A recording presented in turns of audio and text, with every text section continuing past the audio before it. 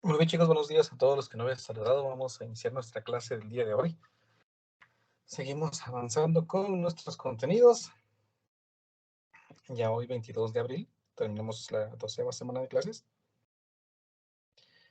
Y trabajaremos con el tema de péndulo cónico. No, aquí está mal, perdón, voy a corregir este título antes.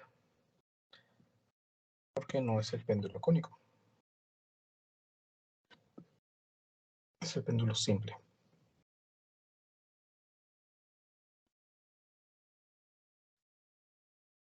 Porque cónico es el péndulo que ustedes ven en física básica. Ahorita vamos a hablar de esto. Nos queda entonces la próxima semana de clases y un día más. 4 clases y se acaba, ¿verdad? Recuérdense que nuestro examen parcial, tercer examen parcial, se va a realizar el jueves 5 de mayo, por favor, jueves 5 de mayo. No el 6 de mayo, como por ser viernes, y ese día espera ya calificar y terminar de calificar y darle sus notas ese día para que prácticamente ya tengamos zonas, ¿no? Esta semana también tengo que darles notas de laboratorio, espero ya esa semana avanzar, aunque sea poco a poco. Mientras llegan esos días, pues trataremos de seguir con nuestro contenido de curso. Muy bien. Vamos a trabajar entonces ahorita. 22 de abril del 2022 con el péndulo simple. Uy.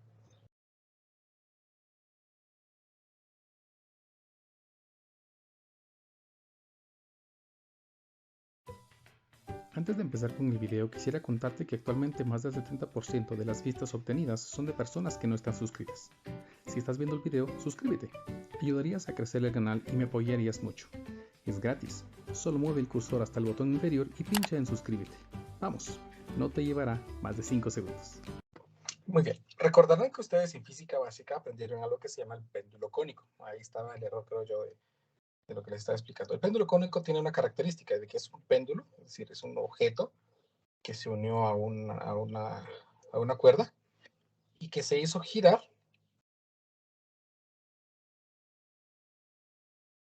en torno a un eje fijo. ¿Estamos? Esto está en movimiento circular, entonces la velocidad es tangencial, el peso, y con eso pues nos permitía determinar ciertos valores usando el movimiento circular, ¿no? La ley de Newton es el movimiento circular. Pero el péndulo simple es más simple que este, porque el péndulo simple prácticamente es también un objeto unido a una cuerda,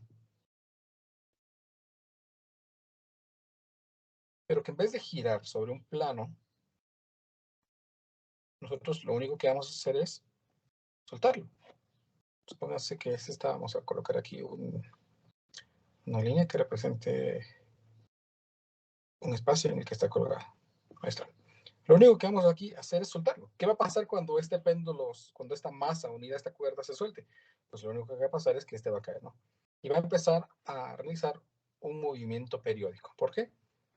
Porque va a llegar hasta esta altura, más o menos.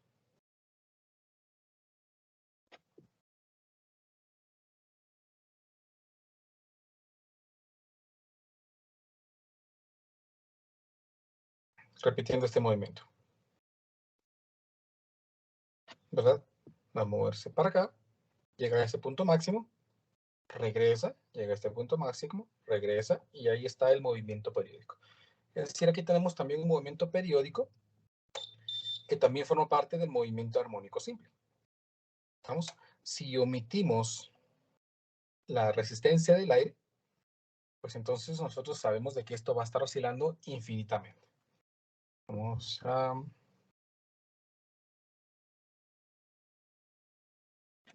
hacer esto para dar la idea de que solo es una proyección de la posición en la que se encontrará.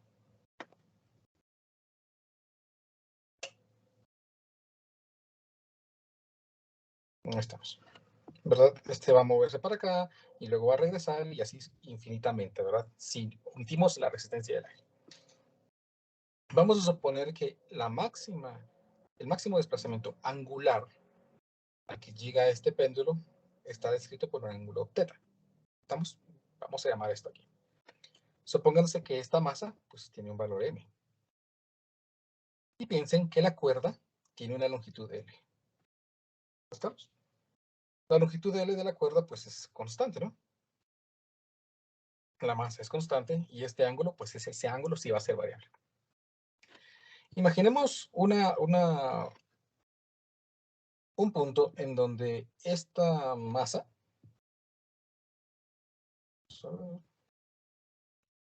está en el movimiento periódico moviéndose en una dirección específica.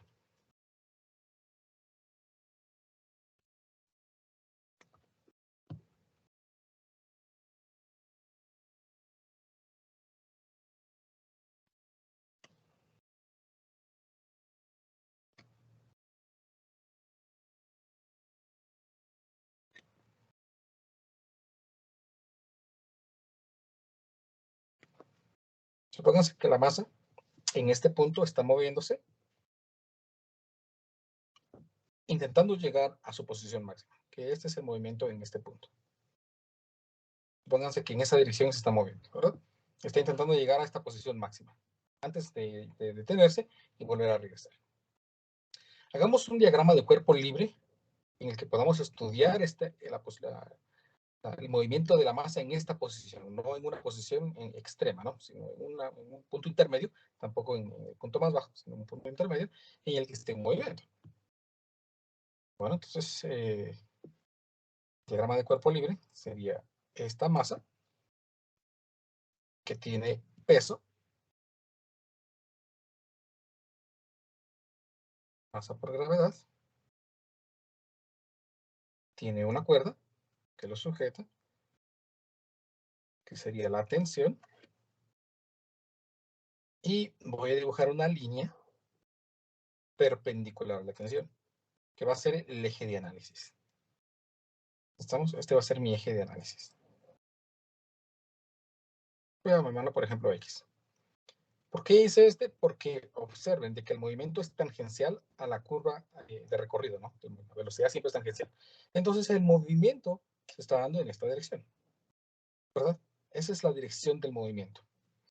Observen de que el peso está haciendo de que está generando una fuerza en dirección contraria, es decir, por eso es que esperaríamos que nosotros que esta masita esté frenándose hasta llegar a su posición máxima, es decir, aquí está sufriendo una desaceleración. Entonces hagamos una sumatoria de fuerzas en ese eje X que yo he creado. Y esto tiene que ser igual a masa por aceleración. ¿Por qué aceleración? Porque la masa está acelerada. Vean de que va a detenerse, ¿no? Es decir, una aceleración negativa. Está desacelerando para poder llegar a esta posición. Entonces sí hay aceleración.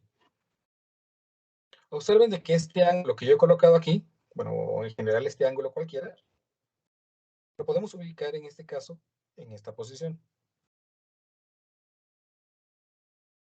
Entonces, el peso, o la coordenada de ese peso sobre el eje X que yo he dibujado allí, sería masa por gravedad por el seno de ese ángulo. Por lo tanto, aquí sería la fuerza, la sumatoria de fuerzas, dado de que el movimiento es para allá, el peso genera un movimiento en dirección contraria. Entonces aquí sería menos masa por gravedad por el seno del ángulo. Eso es igual a masa por aceleración. Observen algo bien importante. Puedo cancelar la masa. O sea, que el movimiento del péndulo simple no depende de la masa que nosotros estemos colocando allí. De entrada, este dato. Me queda entonces que menos la gravedad por el seno del ángulo es igual a la aceleración.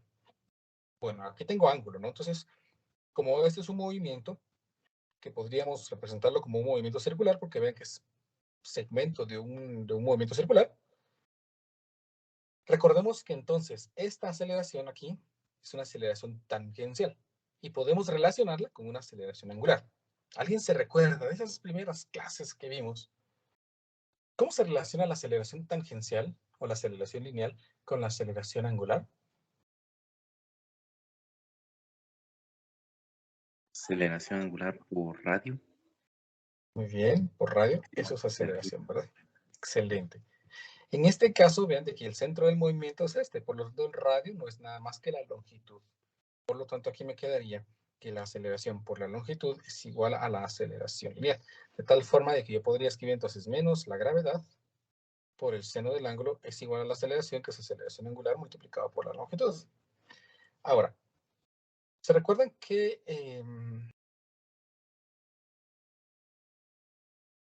yo creo que no lo hemos hablado? No es cierto, aquí no hemos hablado de esto, creo yo. Esta expresión, seno del ángulo, al ser ángulos muy pequeños, el seno del ángulo resulta ser muy parecido al ángulo. Por ejemplo, en radianes, ¿verdad? Vamos a cambiar mi calculadora a radianes. Y voy a sacar, por ejemplo, el seno de 0.1. Y me da aproximadamente 0.1, ¿verdad? 0.099 es casi 0.1. El seno de 0.2. 0.198 es casi 2, ¿verdad? 0.2. Es decir, que tenemos aquí una aproximación en la que podemos decir que el seno del ángulo es aproximadamente igual al ángulo. Esto es válido para ángulos pequeños. Estamos hablando de que para ángulos de aproximadamente 10 grados esto funciona relativamente bien, ¿sí? Hasta 10 grados. Más allá de 10 grados empiezan a haber pequeñas variaciones. No recuerdo si son 10 grados o 20 grados, pero vamos a ver, en un momento se los confirmo. Entonces, pues si lo quieren ver más técnico, si suponemos que tenemos una función que se llama y igual a seno de x y queremos sacar una aproximación lineal, eso lo pueden ustedes en mate 2, entonces lo que quiero hacer es sacar la derivada de seno es coseno de x, y queremos sacar una aproximación lineal en puntos de x muy cercanos a 0. ¿Por qué? Porque quiero que los ángulos sean muy pequeños. Si x vale 0, entonces y', el coseno de 0, pues es 1, ¿no? Y como 1 es la pendiente, entonces la recta tangente de la ecuación seno de x que pasa en 0, pues es la pendiente 1 multiplicado por x, ¿verdad? Y igual a x. Eso significa que si nosotros tenemos aquí y igual a seno de x, en valores muy cercanos a 0, podemos reemplazarlo por y igual a x. Y si es seno del ángulo, entonces podemos hacerlo y igual al ángulo. Bueno, un poquito más técnico. De tal manera entonces que la ecuación de momento me quedaría menos la gravedad multiplicado por el ángulo. Esto es igual a la aceleración angular, que no es nada más que la segunda derivada del ángulo respecto al tiempo, multiplicado por la longitud. Paso esta expresión al otro lado de la ecuación y entonces obtengo que la segunda derivada del ángulo respecto al tiempo multiplicado por la longitud más la gravedad por el ángulo, perdón, es igual a 0. De tal forma que me queda entonces que la segunda derivada del ángulo respecto al tiempo más la gravedad dividido la longitud es igual al ángulo, el ángulo es igual a 0. Y si son observadores y empezaron a estudiar, te van a dar cuenta que esta ecuación es muy parecida a una ecuación diferencial que ya tratamos. Vamos a revisar.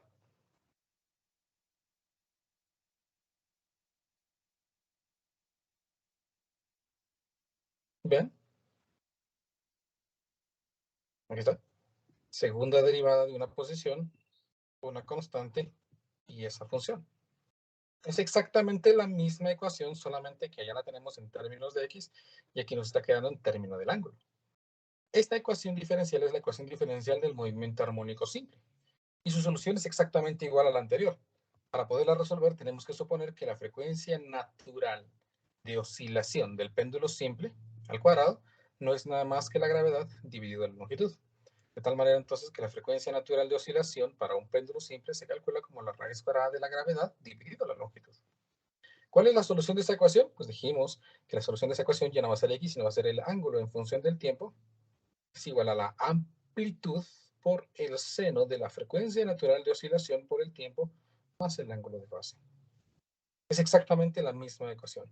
La velocidad angular, que sería la derivada de esa expresión, quedaría multiplicada la amplitud por la frecuencia natural de oscilación por el seno, no, perdón.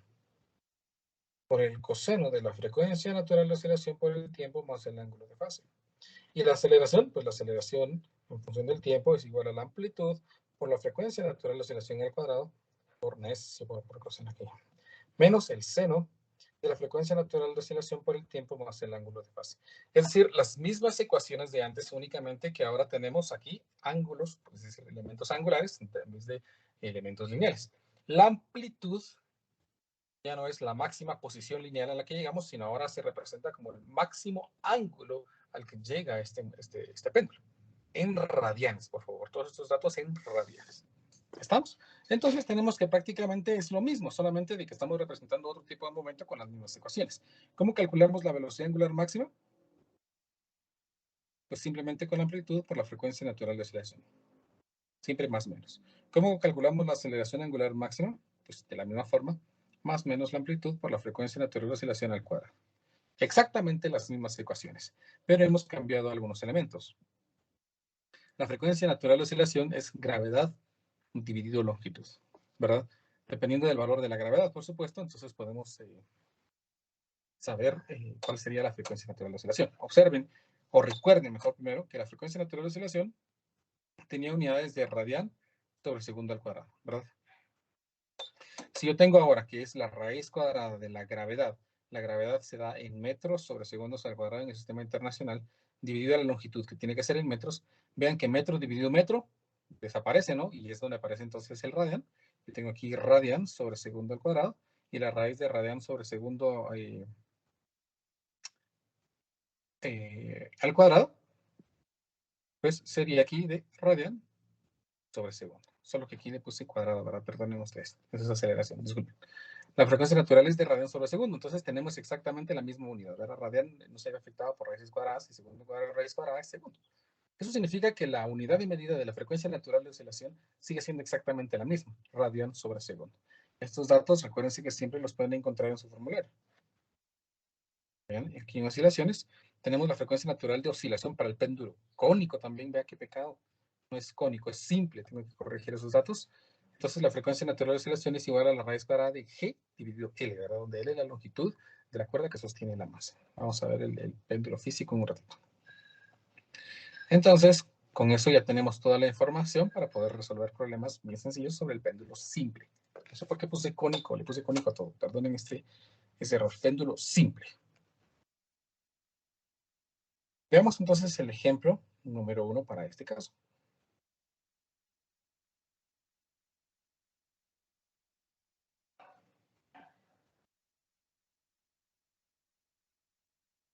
Vean el problema, dice así.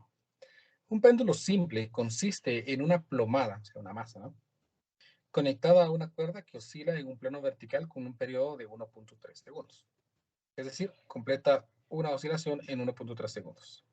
Si se supone un movimiento armónico simple y se sabe que la velocidad máxima de la plomada es de 15 pulgadas sobre segundo, determine, inciso A, la amplitud del movimiento en grados. Vean que ahí lo quieren que convirtamos a grados. Y, inciso B, la aceleración tangencial máxima de la plomada. Aceleración tangencial. Ya podemos, recuérdense que la aceleración tangencial, ustedes me lo dijeron, la aceleración tangencial se relaciona con la aceleración angular y la longitud del péndulo. A ver, pues, el problema me indica que el periodo, es decir, el tiempo que completa una oscilación, es de 1.3 segundos. Me dicen que la velocidad máxima es de 15 pulgadas sobre segundo. ¿Y qué quieren? Que calculemos la amplitud en grados y que calculemos la aceleración tangencial máxima, aceleración tangencial. Muy bien. Primero recordemos que el periodo se calcula como 2pi dividido la frecuencia natural de oscilación. Entonces, la frecuencia natural de oscilación sería 2pi dividido el periodo. De esto entonces, 2pi dividido el periodo, que es 1.3 segundos, me permite determinar la frecuencia natural de oscilación. 2pi dividido 1.3 me queda entonces de 4.83 radianes sobre segundo. 4.83 radianes sobre segundo. Ahí tengo entonces el valor de la frecuencia natural de oscilación. Ahora, la velocidad máxima, recordarán que se calcula multiplicando la amplitud por la frecuencia natural de oscilación. De esto entonces yo puedo determinar que la amplitud no es nada más que la velocidad máxima dividido la frecuencia natural de oscilación. Y como la velocidad máxima el problema me la proporciona, que es de 15, perdón, es 1.5, de 15 pulgadas sobre segundo, dividido la frecuencia, que es 4.83 radianes sobre segundo. Veamos entonces, 15 dividido esto, me queda de 3.1 radianes. Ese es el valor de la amplitud. ¿Estamos? La máxima amplitud es de 3.1 radianes. Ahora, ¿cómo vamos a determinar nosotros la amplitud en grados? Es fácil, solo lo cambio, ¿no? 3.1 radianes por, recuérdense, pi radianes es equivalente a 180 grados. Entonces, multiplicamos esto por 180 y lo dividimos entre pi. Y me queda, no puede ser, 3.1 radianes. Yo creo que me he equivocado en algo.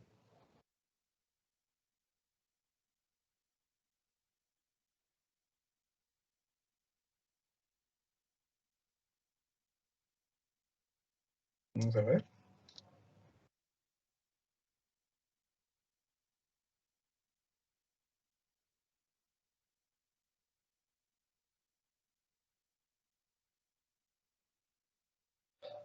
Ah, sí, ya.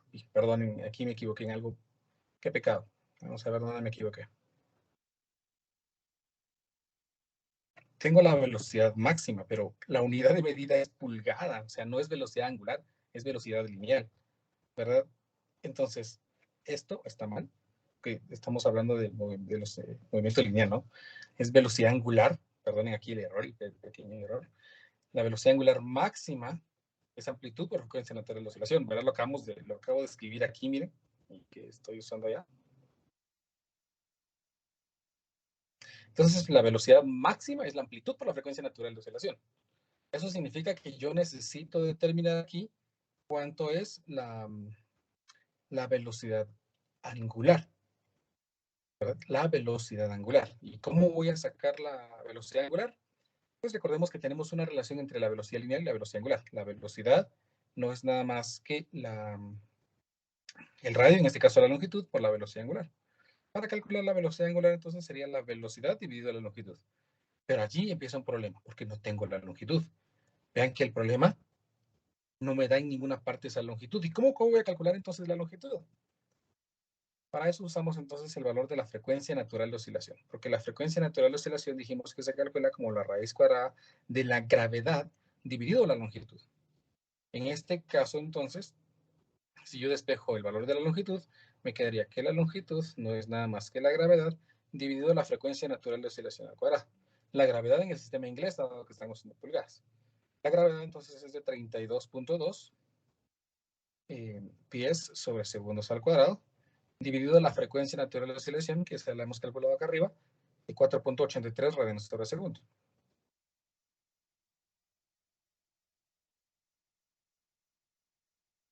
Dije, ¿Sí, creo que dígame? tenía que ir al cuadrado. Ah, sí, sí, sí, cierto, muchas gracias. Muy amable. 32.2, ahí está. Si no, no me va a volver a salir. Muchas gracias por el detalle. Entonces, ahora sí, la longitud es de 1.38 pies. Lo vamos a pasar a pulgadas, multiplicando por 12. Y me queda entonces de 16.56 pulgadas. 16.56 pulgadas. Por lo tanto, aquí mi velocidad angular ya la puedo determinar. La velocidad lineal, que es de 1.5, no, 15 pulgadas sobre segundo. 15 pulgadas sobre segundo, dividido la longitud en pulgadas, es de 16.56. 16.56 pulgadas. Veamos entonces de cuánto es esto. 15 dividido este valor me da de 0.90, ahora sí, radianes sobre segundo. Con razón no me había salido, ¿verdad? Me está saliendo un ángulo muy grande. Entonces, ahora sí, dado de que ya tengo la velocidad angular máxima y conozco la frecuencia natural, puedo calcular la amplitud en radianes, ¿verdad? La amplitud, entonces, estaría dada por la frecuencia, la velocidad máxima, dividido la frecuencia natural de oscilación. La velocidad máxima, en este caso, es de 0.90 radianes sobre segundo, y la frecuencia natural de oscilación es de 4.83 radianes sobre segundo. 4.83 radianes sobre segundo. Eso entonces aquí me queda de 0.90 dividido 4.83. Ahora sí, 0.186 radianes. Equivalente en grados. Multiplicamos por 180 y dividimos entre pi. Y me queda de 10.67 grados. ¿Verdad? Ahora sí. Ahí tenemos entonces la amplitud. El problema me pide ahora la aceleración tangencial máxima. La aceleración para la tangencial máxima, para eso necesitamos entonces la aceleración angular máxima. La aceleración angular máxima se calcula, de acuerdo a lo que dijimos, como la amplitud por la frecuencia natural de oscilación al cuadrado. La amplitud la acabamos de calcular, en radianes, por supuesto. Para esta fórmula se usa en radianes. 0.186 y la frecuencia natural de oscilación también la calculamos por acá arriba, 4.83 radianes.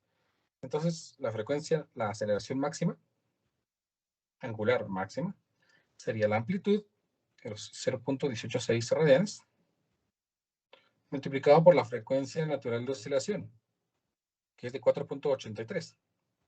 4.83 radianes sobre segundo al cuadrado. Recuérdense que los radianes tienen la peculiaridad de que se mantienen sea multiplicación o sea división, ¿verdad?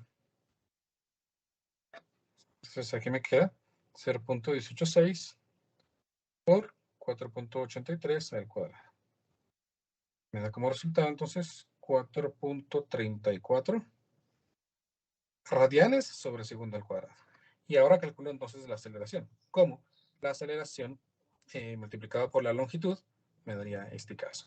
4.34 por la longitud que calculamos por acá arriba, que era de 1.38 pies. Entonces 1.38, me queda que la aceleración máxima entonces es de 5.98, podríamos decir de 6 pies sobre segundos al cuadrado. Y ahí tenemos entonces nuestra aceleración lineal y el ángulo que el problema me estaba pidiendo. ¿Me explico, chicos?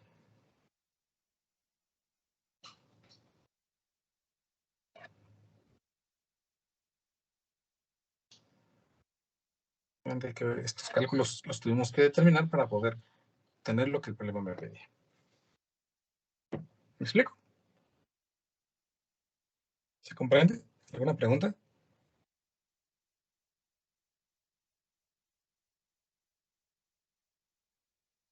Sí se entendió, Inge. Muy bien. Veamos ahora entonces el péndulo físico.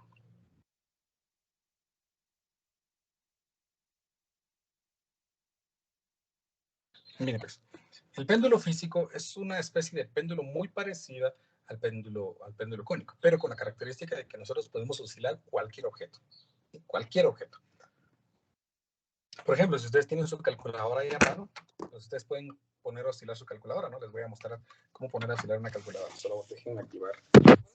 En un momento les voy a dejar de presentar. Vamos a ver. Creo que tengo que ubicar una sola cámara. Aquí está. Miren, supónganse que esta es mi calculadora, ¿no? Yo puedo poner a oscilar mi calculadora. Vean, si le doy aquí, mi calculadora empieza a oscilar. Eso es un péndulo físico. Esto de aquí se convierte en un péndulo físico cuando nosotros lo sujetamos en un punto y lo hacemos oscilar. Eso es un péndulo físico, ¿verdad? Eso quería mostrarles. Entonces, la idea del péndulo físico es que nosotros también podemos determinar amplitudes, velocidad máxima y todo lo demás. Y para eso vamos nosotros a desarrollar las teorías que respaldan lo que vamos a sacar. Solo... Ahí estoy otra vez por acá.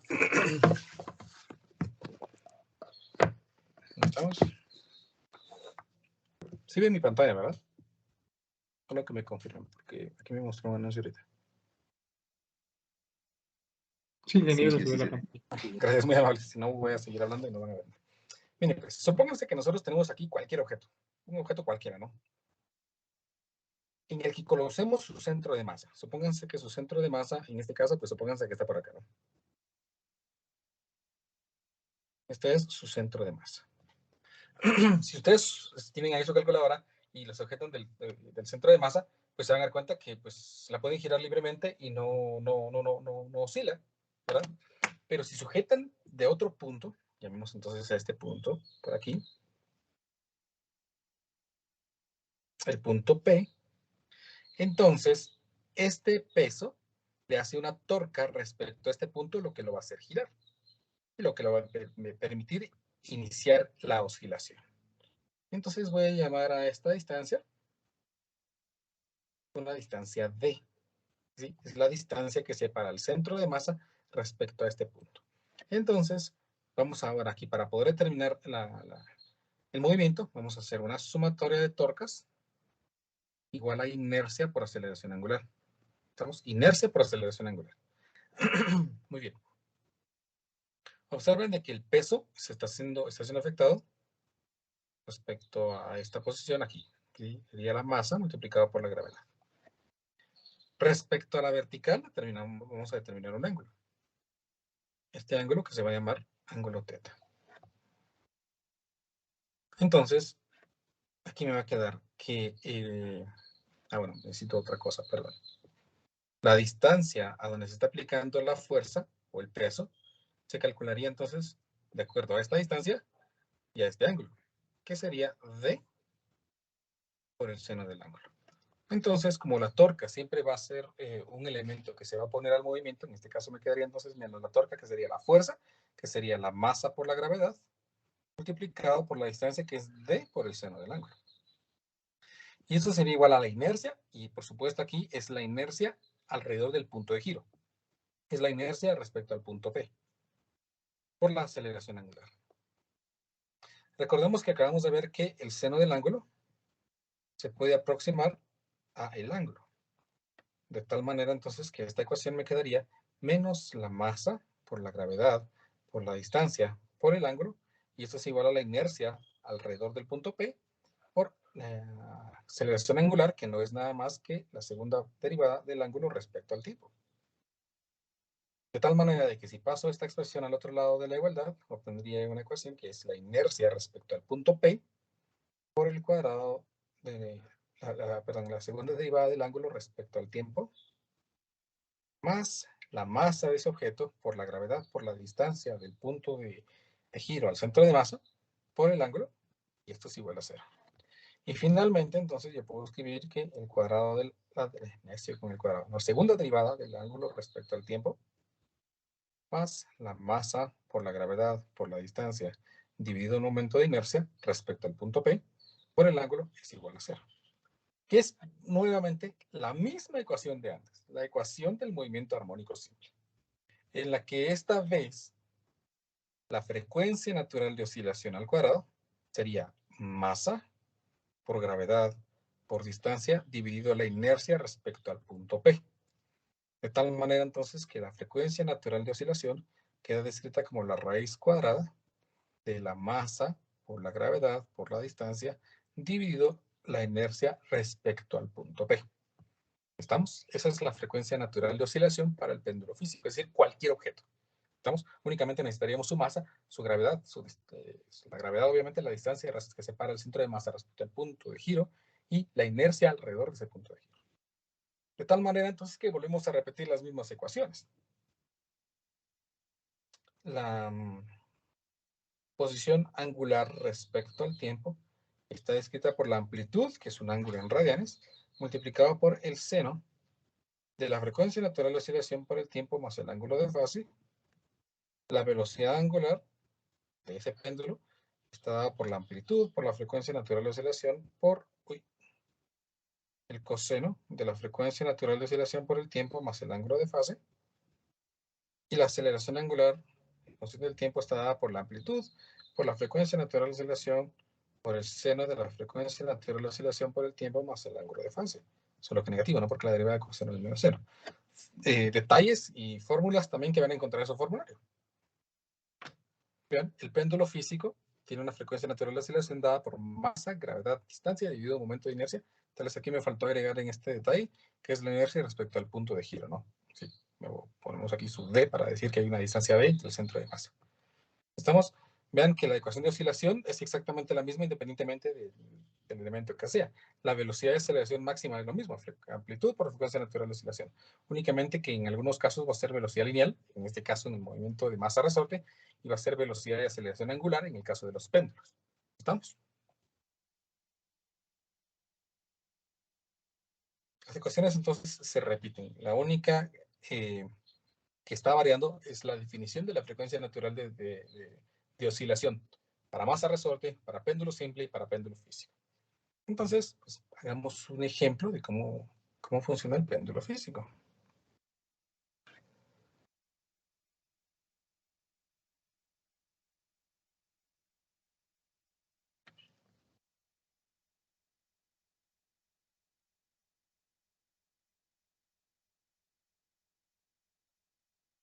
A ver, ese problema dice así. Para la placa cuadrada uniforme del lado B igual a 300 milímetros, 300 y 300 milímetros, determine, inciso A, el periodo de pequeñas oscilaciones si la placa está suspendida como se muestra en la figura. ¿Quieren el periodo? Muy bien. Bueno, ¿cómo se calcula el periodo? Pues dijimos que el periodo se calcula como 2pi dividido la frecuencia natural de oscilación. Para eso entonces necesito la frecuencia natural de oscilación. Para calcular la frecuencia natural de oscilación de un péndulo físico dijimos que era la raíz cuadrada de la masa del objeto por la gravedad por la distancia dividido el momento de inercia respecto al punto de giro. Bueno, repasemos algunos elementos. La masa es la masa de esta placa. La gravedad es la gravedad. La distancia es la distancia que separa al punto de giro respecto al centro de masa. Esa es la distancia D. Y la inercia es la inercia respecto a este punto de giro. Bueno, entonces vamos a tener que hacer algunos cálculos. Primero, el problema me indica que este lado es de 300 milímetros. Estos 300 y estos 300. Y la placa es cuadrada. Por lo tanto, vamos a hacer lo siguiente. Vamos a copiar esta figurita para rayar encima de ella sin perjudicar la original.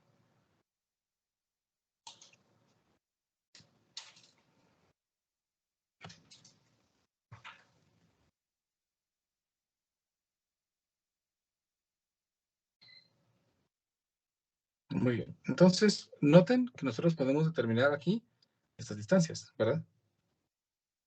Esta de aquí y esta de acá. Porque si esta placa mide 300 milímetros acá, entonces significa que esta distancia es de 150 milímetros. Y esta distancia de por acá es de 150 milímetros.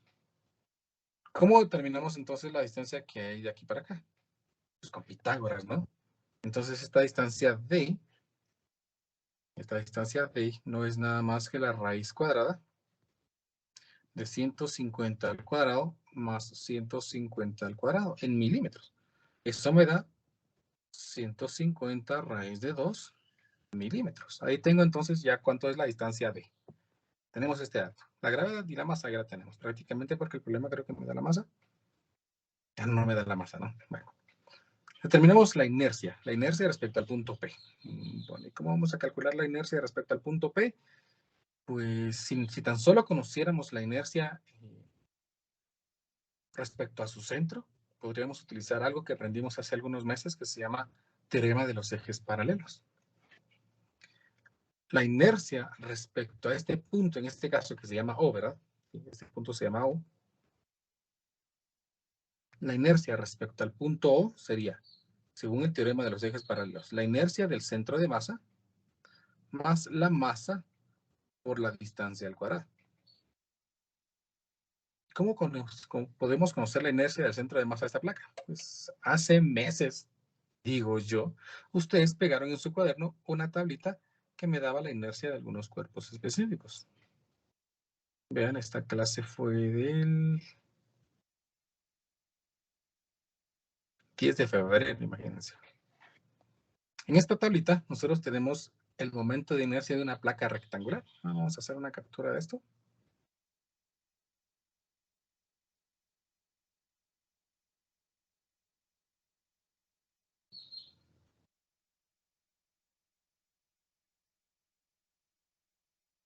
Y nos regresamos a nuestra página original. Ahí estamos.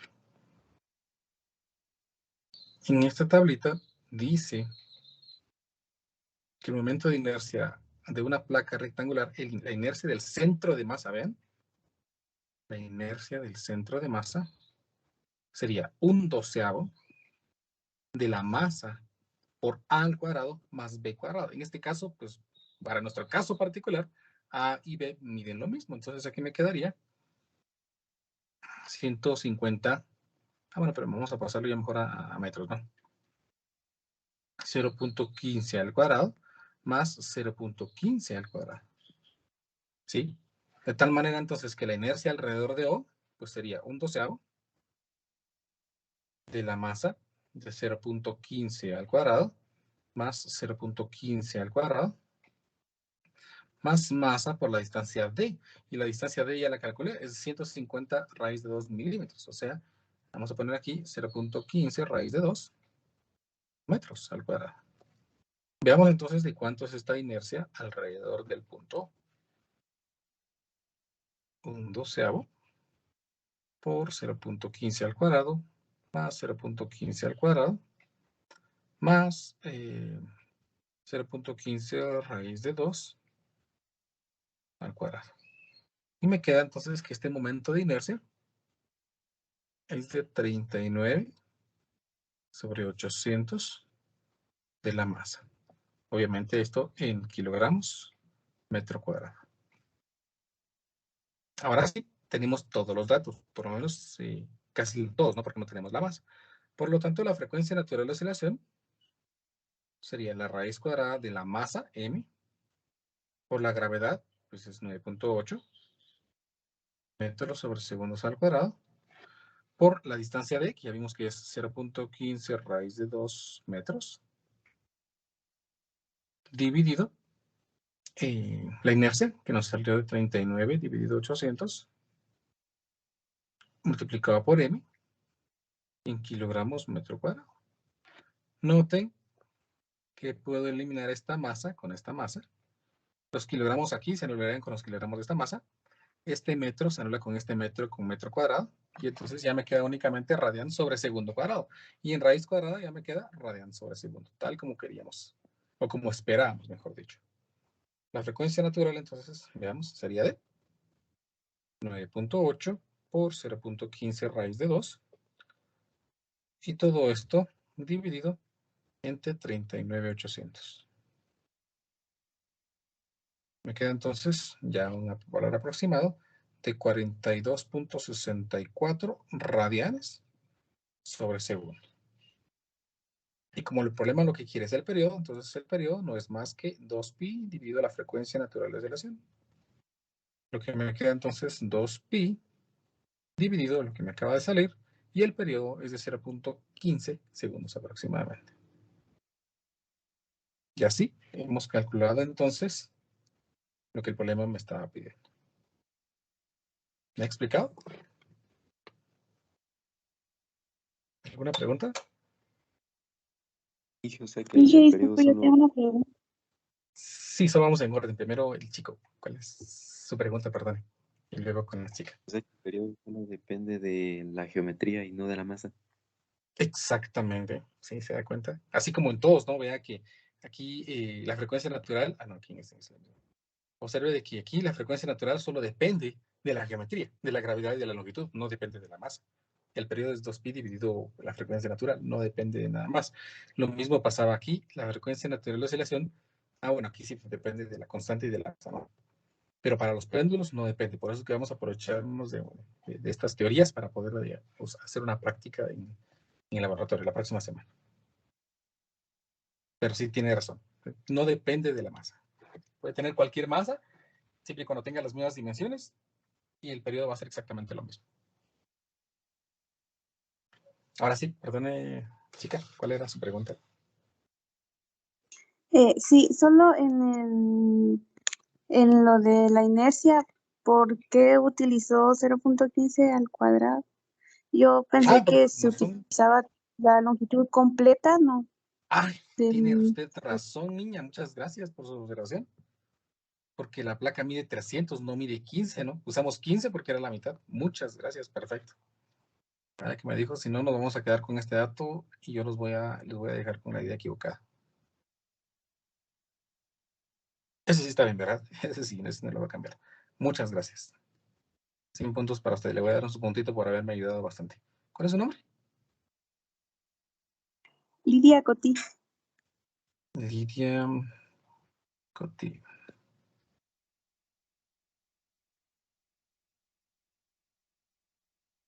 Muchas gracias, Lidia, muy amable. Gracias a usted, Entonces, Inge. este dato va a cambiar. Vamos a ver cuánto va a dar. Vamos a ver, aquí va a quedar un doceavo por 0.3 al cuadrado más 0.3 al cuadrado más 0.15 raíz de 2 al cuadrado.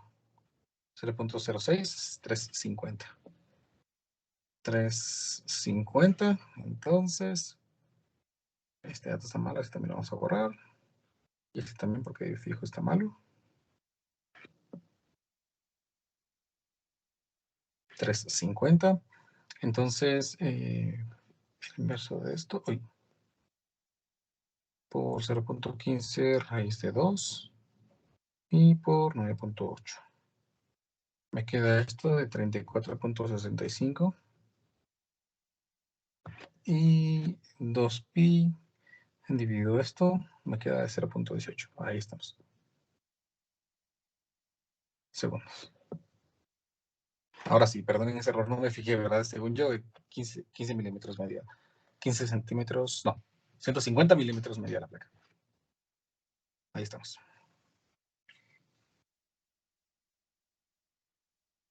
¿Estamos? ¿Alguna pregunta más?